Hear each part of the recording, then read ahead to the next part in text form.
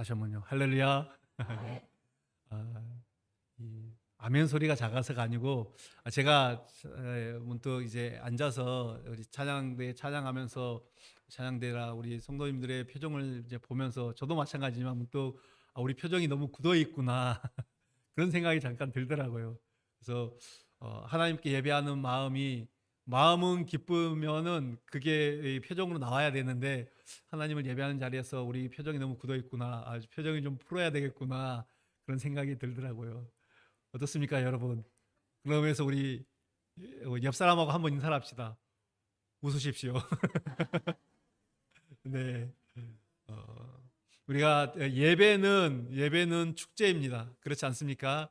하나님을 향한 그 마음으로, 축제의 마음으로, 감사의 마음으로, 기쁨의 마음으로 나아가는 귀한 시간 되길 바라겠습니다.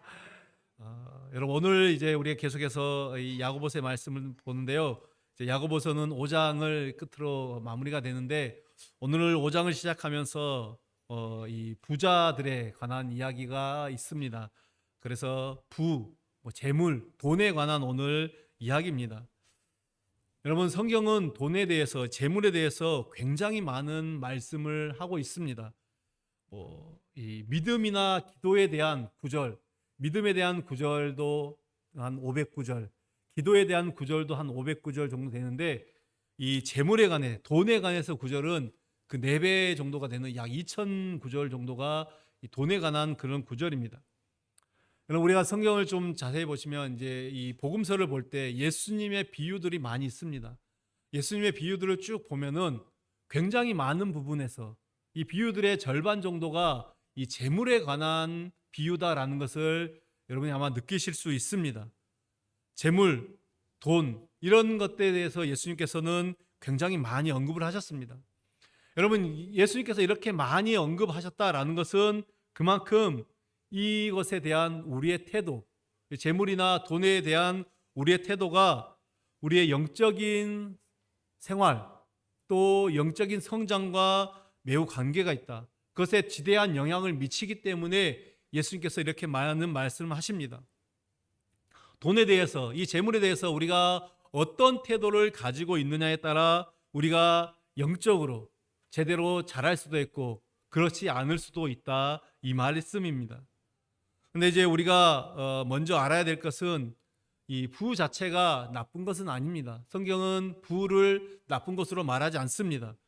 우리 그리스도인들에게는 이 돈이라는 것은 가치 중립적입니다. 가치 중립적이다라는 이 말은 우리가 어떻게 돈을 벌고 또 어떤 목적으로 사용하느냐에 따라서 그 돈이 선한 것이 될 수도 있고 악한 것이 될 수도 있다라는 것입니다. 우리가 같은 돈을 가지고도 어떻게 사용하느냐, 그리고 또 그 돈을 벌 때 어떤 것으로 받느냐, 여러분, 이것들에 따라서 이 돈은 악한 것이 또 선한 것이 될 수도 있다라는 것이죠. 우리가 살고 있는 지금 이 시대, 우리가 주변에도 그런 일이 있었는지 모르겠습니다만은 정말 우리가 매스컴이나 또 어떤 뉴스를 통해서 많이 보게 되는 것은 이 시대의 돈 때문에 얼마나 많은 죄악들, 얼마나 많은 비극들이 일어나는지 모릅니다. 그 모든 것들이 일어나는 건 사실입니다만은 그러나 그 돈 자체가 악의 근원은 아니죠. 악의 근원은 아닙니다. 성경은 돈을 사랑하는 것이 일만악의 뿌리다라고 말하지만은 돈 그 자체가 악한 것이다라고 말을 하지는 않습니다. 성경 인물을 보면은 이 많은 인물들, 특히 이 위대한 사람들 중에서 정말 부자들이 많았습니다. 재물이 많은 사람들이 많았다는 거죠. 아브라함도 그랬습니다. 아브라함도 하나님께서 복을 주셨습니다. 욥이 그랬고요.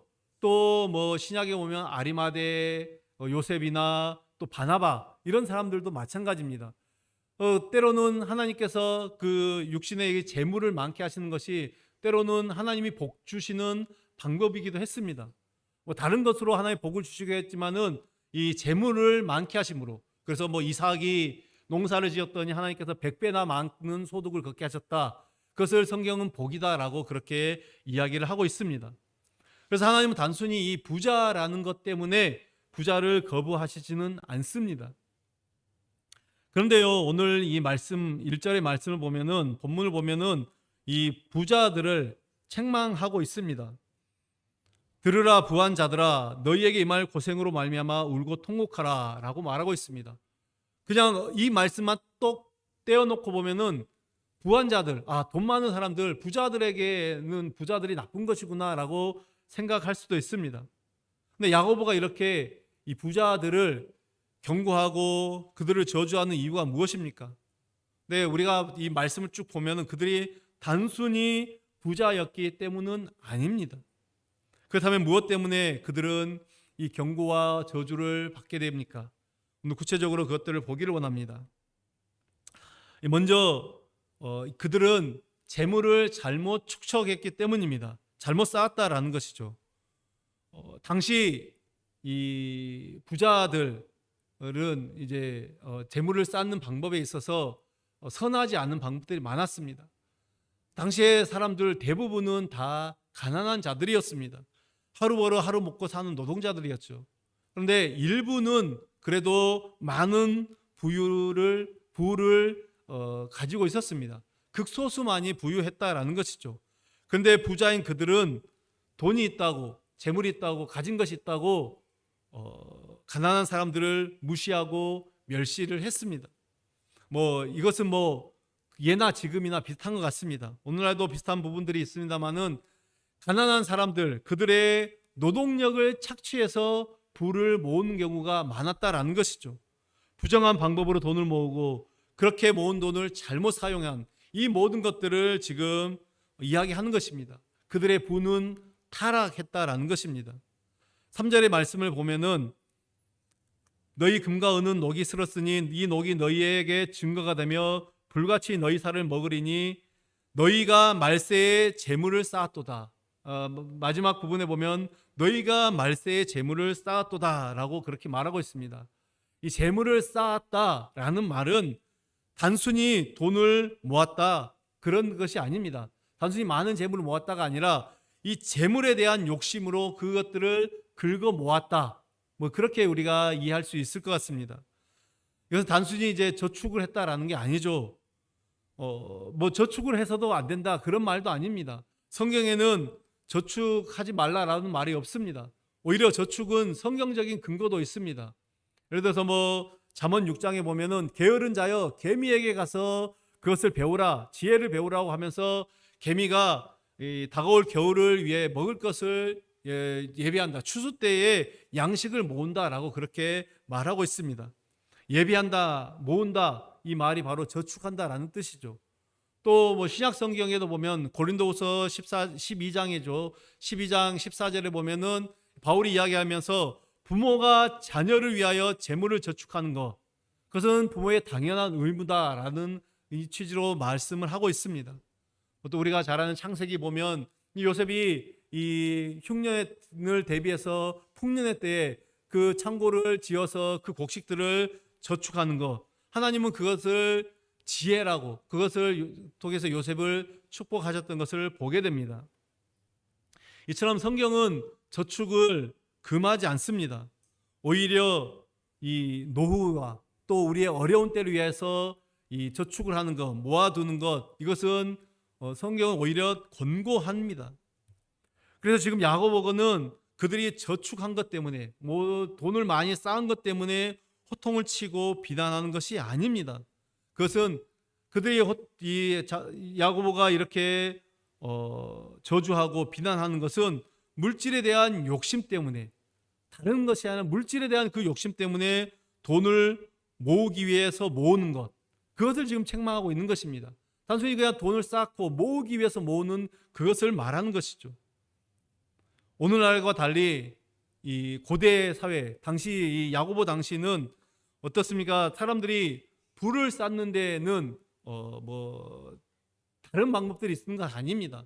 요즘에 이 부동산을 모은다거나 혹은 많은 것들을 돈을 저축한 이런 것 대신에 여기에 보면은 세 가지 정도가 있는 것 같습니다. 먼저 곡식, 그들이 이제 농사짓고 추수한 이 곡식을 창고에 쌓아두거나, 아니면 오늘 보면 옷감, 옷 같은 좋은 옷감들을 이제 모으는 것이나, 또 이 금은 보석, 이것들을 지금 모아두는 이것들을 통해서 부를 쌓았다라고 그렇게 말하고 있습니다.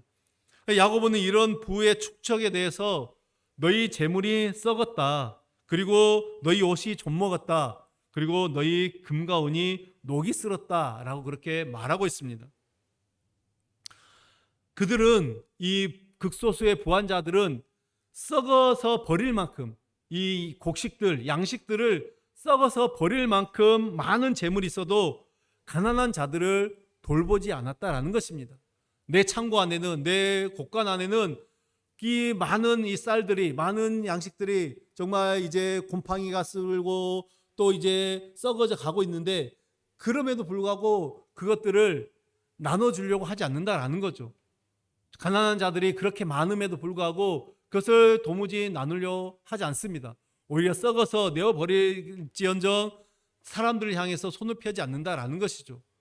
또한 얼마나 많은 옷이 있는지, 옷이 많아서 자신에게 필요가 없고 다 입지도 못해서 옷이 조미 먹는데도 불구하고 그 공동체의 가난한 자들, 헐벗은 자들, 그들에게 옷 한 벌 나눠주지 않는다. 지금 가까운 지체들에게조차 그렇게 하지 않는다. 공동체 안의 지체들에게조차 그렇지 않는다라고 말하고 있습니다. 더 나아가서 그들의 금과 은이 녹이 쓸었다라고 말하고 있습니다. 여러분, 금과 은이 녹이 쓴다는 것 혹시 보셨습니까? 금과 은이 녹이 쓰는 것은 이게 맞지 않습니다. 과학적으로 맞지 않죠. 재물이 썩었다, 곡식이 썩었다, 옷이 조미 먹었다, 이해가 갑니다. 금과 은이 녹이 쓸었다. 여러분, 이것이 도무지 이해할 수 없는 것들입니다. 그런데 이 금과 은이 녹이 쓸었다, 무슨 의미일까요? 결국 이 모든 것들을 종합하면은 그들의 그 불의한 그런 부자들, 부유한 부자들, 자기만을 위해서 그렇게 모으는 부자들이 소유한 금과 은, 뭐 오늘 말하는 재물과 옷도 마찬가지입니다만은 그것을 주신 하나님의 본래 의도에 맞지 않게 쓰여졌다. 상징적인 표현이죠. 하나님이 본래 그것들을 왜 주셨는가?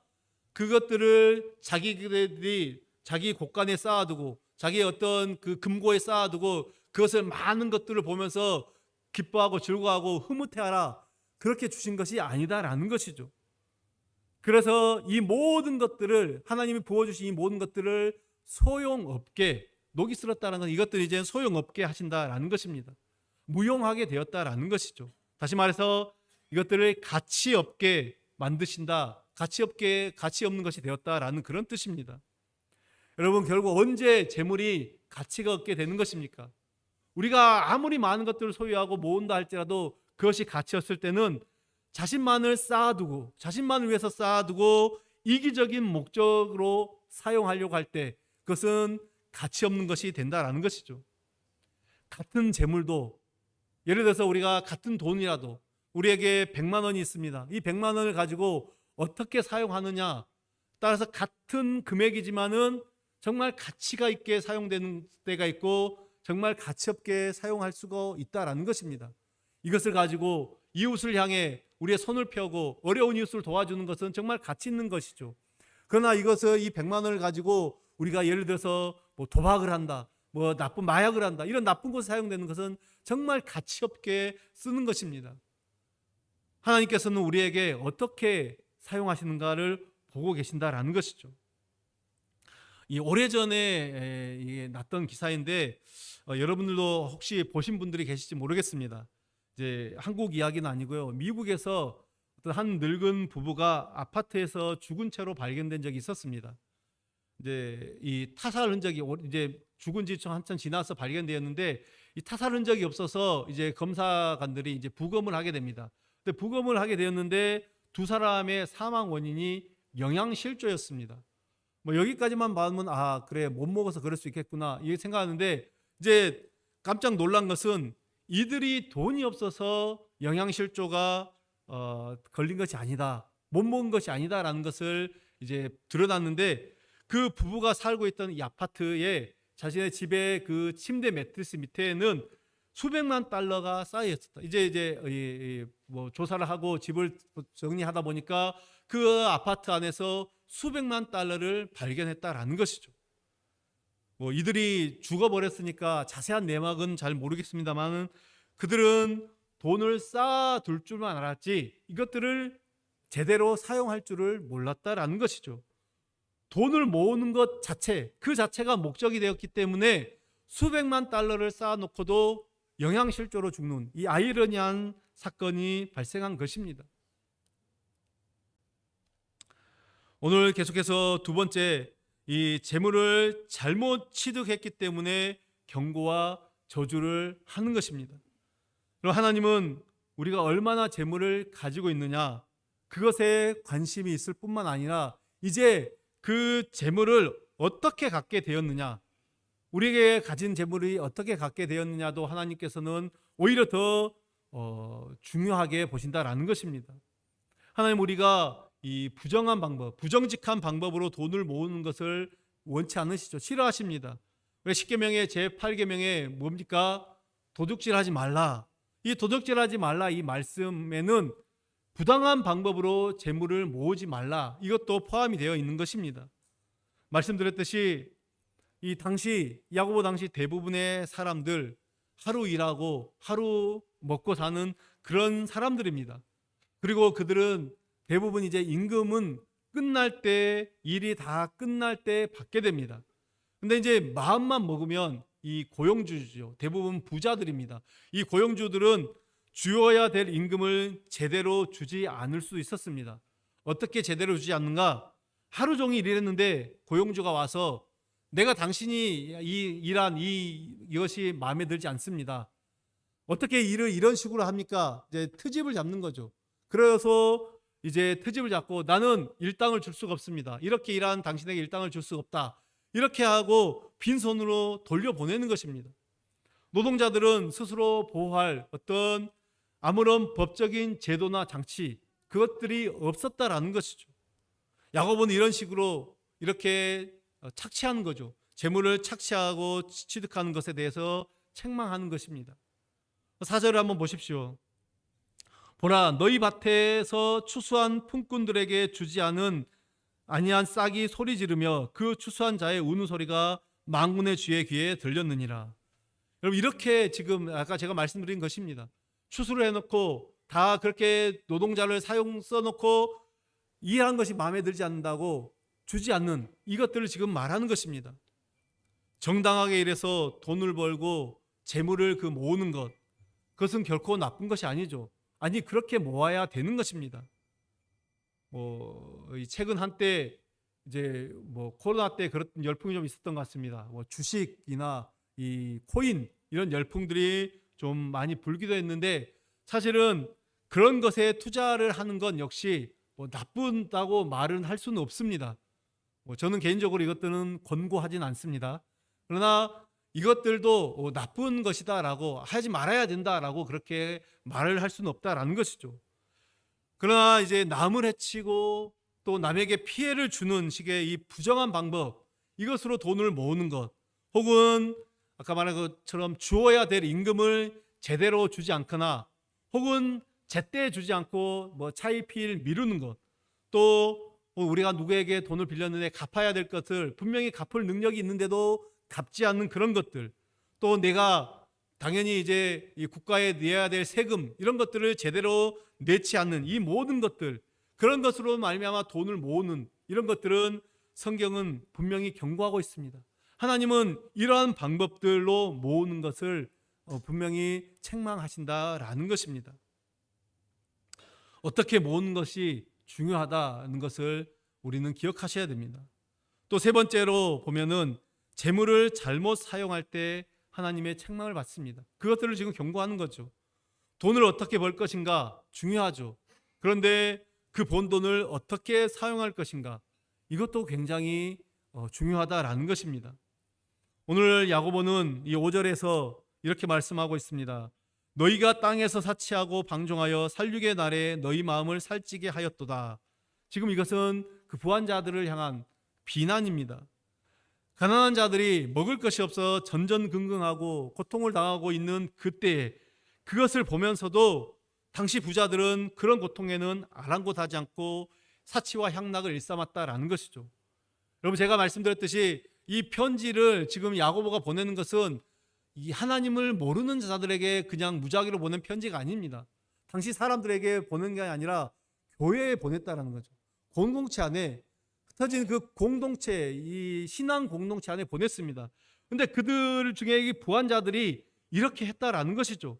가난한 자들, 내 바로 옆에 가난한 자들이 죽어가고 쓰러져서 죽어가고 있음에도 불구하고 그들은 그들 가난한 자들에게 눈길조차 주지 않고 사치와 향락을 일삼고 있었다라는 것입니다. 그들은 재물을 잘못 쌓고 잘못 모았을 뿐만 아니라 오로지 자기의 이익과 욕망을 위해서, 자신의 만족을 위해서 잘못 사용하고 있었던 것입니다. 오늘날도 크게 다르지 않습니다. 이들의 논리는 이렇죠. 내가 벌어서 내 마음대로 쓰는데, 내 돈 내 마음대로 쓰는데 그것이 무엇이 잘못입니까? 여러분, 자본주의 사회에서 내 것을 내 마음대로 사용하는 것이 무슨 잘못인가 지금 이렇게 생각하는 것입니다. 우리 중에도 이렇게 생각할 분들이 계실지 모르겠습니다. 물론 이것은 법적으로 문제가 없습니다. 내가 벌어서 내가 사용하는 거 법적인 문제가 없죠. 또한 돈을 최고의 가치로 여기는 이 시대, 이 세상 사람들의 그 생각에서는 그렇게 할 수가 있습니다. 그런데 우리가 달라야 될 이유가 무엇입니까? 우리는 달라야 되죠. 그리스도인들은 그런 논리에 우리를 맡기면 안 된다라는 것입니다. 우리는 분명한 하나님의 마음이 우리에게 담겨져야 된다라는 것입니다. 비록 내가 피땀 흘려 내가 벌었습니다. 그렇지만은 이것은 내 것이 아니라 이 모든 것들은 하나님의 것입니다. 그 인정이 있어야 되는 것이죠. 여러분, 내가 소유한 모든 것, 우리가 가진 모든 것, 정말 여러분은 하나님 것이다 라고 인정하고 계십니까? 저한테 좀 주십시오. 여러분, 그 마음이 있어야 됩니다. 이게 내 것이 아니다. 그렇다고 무작정 주변 사람들에서 내 것 가진 거 무조건 나누라 이런 말씀을 드리는 것은 아닙니다. 내가 사용할 때, 내가 이것을 써야 될 때 정말 하나님께 드린다라는 마음, 하나님의 것을 내어 드린다라는 그 마음이 있어야 된다라는 것입니다. 하나님이 나에게 맡겨주신 것이다. 그래서 내가 정말 아무리 정당하게 벌었지만은, 내가 피땀 흘려 노력해서 벌었던 일을 할지라도 그것을 나의 이기적인 욕심, 나의 만족을 채우기 위해서만 사용하면은 그것은 하나님 보시기에 악한 것이다. 사치하고 향락하는 것 악한 것이다 라고 말하는 거 있습니다. 여러분, 우리는 하나님의 청지기입니다. 하나님의 청지기로서 우리는 이 재물을 포함한 하나님께서 우리에게 허락한 모든 것들, 우리의 어떤 건강도, 우리의 물질도, 우리의 시간도, 이 모든 것들을 허비하거나 낭비해서는 안 될 것입니다. 정말 청지기 의식이 우리에게 필요하다라는 것입니다. 여러분, 이렇듯 재물은 잘 다루면 축복이지만 잘못 다루면은 저주가 될 수 있습니다. 자, 그렇다면 이런 잘못된 부의 타락에서 우리가 벗어나려면 어떻게 해야 되겠습니까? 우리가 간략하게 또 몇 가지를 보기를 원합니다. 먼저 우리는 돈에 대해서 바른 시각을 가져야 됩니다. 그래야만이 이 돈의 위험, 재물의 타락의 위험에서 벗어날 수 있다는 것이죠. 우리는 돈이면 다 된다, 이 사고방식을 버려야 됩니다. 물질 만능주의 사상을 철저하게 우리는 배격해야 됩니다.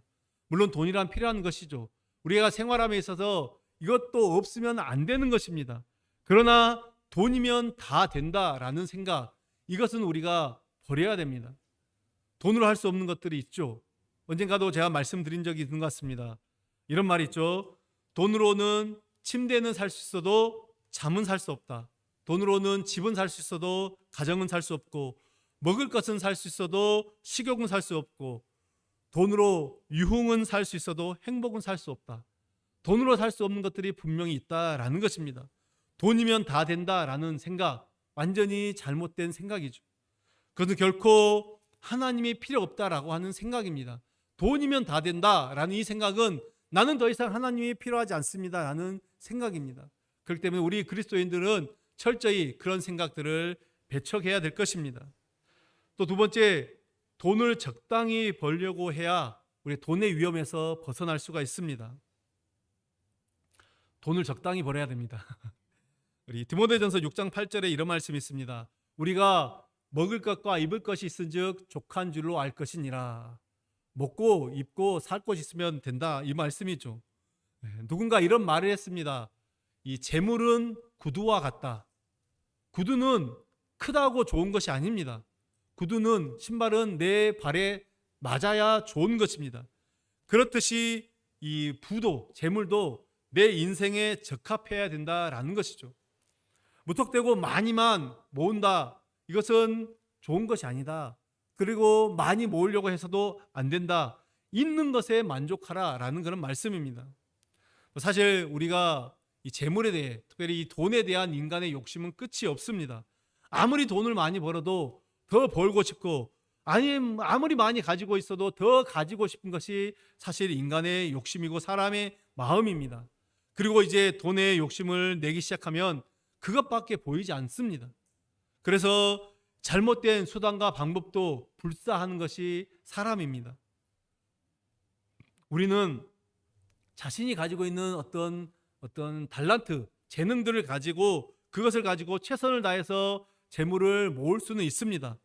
또 그렇지만은 지금 하나님께서 나에게 주신 이 모든 것들에 대해서, 이 물질의 복에 대해서 만족하고 감사할 줄 아는 그것이 또 하늘의 지혜인 줄 믿습니다. 그렇다면 여러분, 얼마만큼의 돈을 벌어야 적당할까요? 우리 그리스도인들 얼만큼 버는 것이 옳을까요?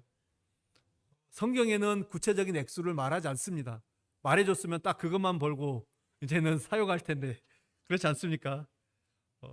그런데 이제 우리가 기억해야 될 좀 몇 가지 사실이 있습니다.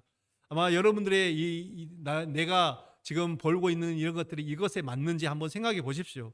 먼저는 건강을 해치도록 돈을 벌려고 해서는 안 됩니다. 말 그대로 죽도록 돈만 벌다가 죽는 사람이 있습니다.